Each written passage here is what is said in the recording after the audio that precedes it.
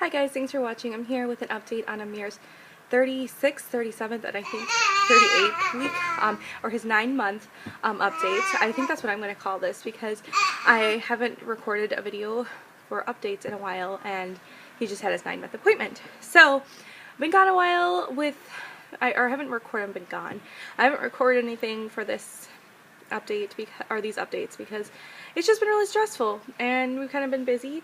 So sorry, I'm looking out the window to see what people are looking at, that weirdo talking to the camera. Anyway, okay, let's get focused here. So yes, what's been going on with us? Well, I'm gonna kind of go backwards because I think I might remember that way. So starting with his 38th week, just checking him out, he's hanging out here. I think it's 38th week, I'm pretty sure. So 9 months. Amir just had his 9-month appointment yesterday, and he was 9 months on the 5th of this month, and that went pretty well. He had his weight, done. He's 19 pounds 8 ounces, and he's 29.5 inches, and the doctor said that's average weight, and then a slightly above average for height. And I kind of knew that because see the way his pants fit, it seemed like he was tall. He has like my husband's kind of long, lanky body. Definitely does not take after me. But yeah, that went well. The only thing that she said that she was not concerned, but you know, I guess she could say she was concerned, but she was checking his scrotum and she couldn't find one of the testicles. So she said that to keep an eye on that and make sure that we see it, to make sure they're both there. So we did check, and my husband said he felt them yesterday, both of them. Amir, no. So yeah, kind of awkward, but that's what happened. She was kind of in a hurry because she also is a family practitioner, and she delivers babies, so she was on her way out. She'd gotten paged, so I kind of felt like our appointment got shorted, but that's kind of what you get with somebody that does obstetrics and family medicine, whatever. So she was kind of like checking things out, and things were good. I talked to her about the sleep issues, so that's another thing that's been ongoing since, I don't know, a couple months ago. Amir's sleep has just been not great.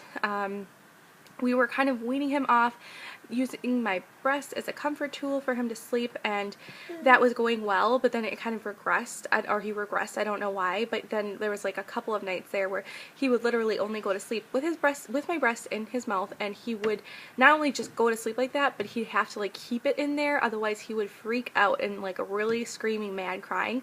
And I tried to like not give it to him, but it was so frustrating, and I had to work, and my husband had to work the next day, so I ended up just doing it, which I know is probably not the best thing to do. But it seems like we've kind of gotten things back on track with that, and he is, for the most part, he will cry, but we are sticking to our guns and just giving him the pacifier, and I know that's another thing we'll have to wean off later, but it's better than having to stay in a position where I have to have my boob in his mouth the whole time. So that's step one. I did try the cried out method, the Ferber method, where you go in and you try to lay them down and you check on them even though they're crying every first at 3 minutes, and then at 5 minutes, and then at 10-minute intervals after that. And he cried for an hour and 20 minutes, and then I tried it another time and he cried for like 45 minutes, and he didn't stop crying. I went and I got him and I just comforted him. He didn't stop crying, go to sleep on his own. It just didn't work. And I know, like, I guess I could have stuck it out longer, but that just seems like an unnaturally long period of time for a baby to be crying. It didn't feel right to me. And I know that's, you know, I guess that's just kind of the thing. I don't want to do that. I don't think it just doesn't feel right to do that to him.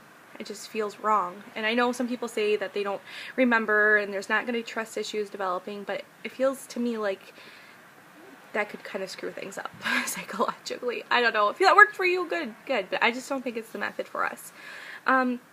my friend told me about the baby whisper thing, and I had kind of heard about it, and where you go in there and you lay your baby down, they start crying, you pick them up, and then you just lay them right back down once they stop crying, and then you kind of stay by their bed or their crib, and you kind of comfort them, and until they go to sleep, and then every time they cry, you pick them back up and lay them down. Well, that sounds a lot better to me, but how do people do this with a crib? Because I was leaning over there, and I swear I had like bruised hips from leaning over, and I was so frustrated because it was so uncomfortable, and he would not stop. I had to keep picking him up over and over and over and over and over, and it just didn't seem like there was an end, and I was getting frustrated, and I really, the last thing I want to do is take out my frustration on him, because I know it's not his fault, it's just a natural thing. So, I don't know, I think that's a good idea, but I don't know. So we're kind of stuck again where we were. I guess maybe I should just accept that this is kind of the way it is for a while and just be okay with it. I mean, I think that's maybe what I have to do. If I'm not going to be okay with any of the other methods, I've got to be okay with another one. So, yeah, I don't know. I'm still feeling it out. And I asked my doctor about it, and she's like, well, whatever you do, just make sure you stick with it. If you want to do the cried out method, if you want to do whatever, just the key is persistence and keep consistency, because he will cry. Once he learns that you will, you will pick him up or you will do whatever, then he's going to learn that he'll just cry longer. And that's a good point. But I just don't know. I don't know. I love advice on what you're doing, how it's working for you. And I know every baby is different, and every couple or every mother and father are different. So, but I would really like advice. So that's sleep as far as things are going. You know what I'm saying? That was backwards. Now I'm going to talk about feeding. So yes, we're still doing the same thing. We're breastfeeding mostly. Whenever I'm at home, we breastfeed. I have given him a couple bottles at night, like when he was crying, because I thought maybe he just wasn't getting enough food, but I don't think that's what that is. So for the most part then when I'm at work, we do give him formula. And then I am giving him solid foods, as you probably know if you've been watching my updates. Amir! Sorry. Yes, it's been kind of crazy, he's definitely very much into things, which you would expect at this stage, 9 months, so he's living up to that reputation. But yes, food, we've moved mostly into 3 times a day, although there's some days when we only get 2 meals, but we need to be more consistent with that. And I've started moving him slightly into more textured foods. I know I've just been behind in the whole feeding thing. I don't know why, but we have given him some cut up bananas, and he didn't really like it at first. Kind of like everything, he doesn't like it at first, and then he'll take it when you give it to him again. So I gave him little cut up bananas. He likes that. I like that it helps with his dexterity and picking things up. And I give him the little puffs, and I think I've talked about that before. And then we also are giving him more thicker purees.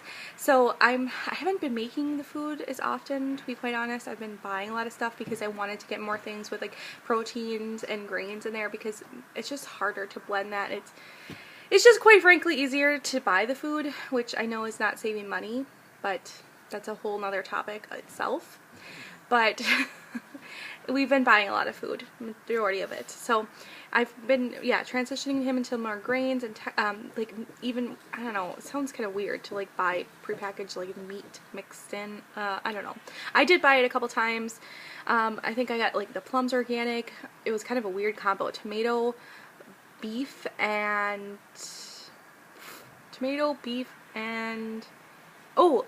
chickpeas, and then a dash of a dash of cumin. Lentils is another thing we give him. And he didn't like it at first, and I ended up having to mix it in with carrots to make it more savory for him. But we are trying to do some more lumpier textures and get more more protein in him. So, because I wasn't giving him very much, because most of it was vegetables and a little bit of fruit.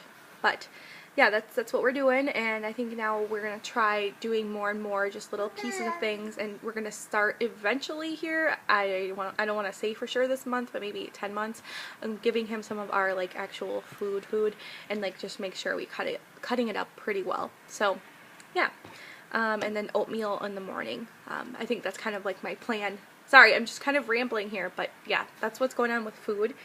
As far as like physical developments or physical milestones, he's still he's actually crawling, really crawling, not just like scooting around anymore. I think I have talked about that. He's standing, and he will stand now. He won't stand up by himself, but he will let go of things, and then he'll stand still for, I don't know, about 5 seconds, and then he'll kind of hit the ground. He also has started trying to walk forward, but he just falls forward. So I think it kind of like, I don't know, it kind of like scared him once, because I kind of yelled because he was trying to do that in the kitchen, and I was really worried that he was going to hit his head, because our living room is carpeted, and yeah, I don't know, maybe not, but he hasn't done it since then, I don't think. Yeah, so that is what's going on with, yeah, the physical stuff.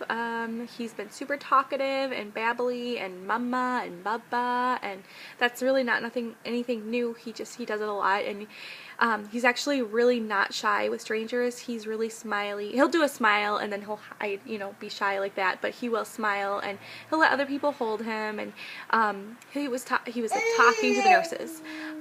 So that's something else that just literally happened today. He got an infection. I noticed last night when I was giving him a bath and I was cleaning his lower area, he cried when I cleaned, and I looked there, and it looked fine, no problems. I thought maybe it just kind of like pulled too hard or something, and it bothered him. But then this morning we woke up and changed his diaper, and we noticed he was all red and inflamed. This poor little private part was all red and inflamed. So we took him to the urgency room, and they said that it's likely a yeast infection, and they gave him a topical antifungal cream. So hopefully that works, because poor little guy is all red and inflamed. I just felt so horrible, and I'm like, what am I doing wrong? And they said that they don't think it's anything necessarily that I'm doing wrong, but I don't know.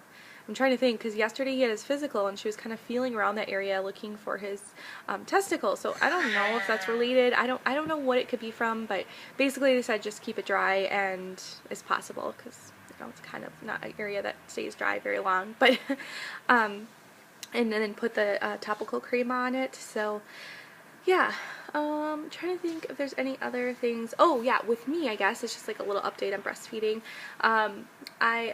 Like I said, I am breastfeeding, and I did get a milk blister, and I wasn't sure what it was. It felt like a little pimple or something, but it was pretty painful whenever he nursed. I'm like, okay, what's going on here? So I looked it up, and it seems to be what I think is a milk blister based on the picture I saw and the description, but it went away. It was there for, I don't know, 5 days maybe, and then it went away. But I think that's it. Yeah. Again, postpartum, my hair is growing back. This is as long as it's gotten, which makes for some interesting frizz. I'm kind of thinking about getting my bangs back, because I don't really like these little doodads that are hanging out, but I don't know if they'll be any better with bangs. But I guess it's not really necessarily important for you guys, so I don't know why I'm talking about it.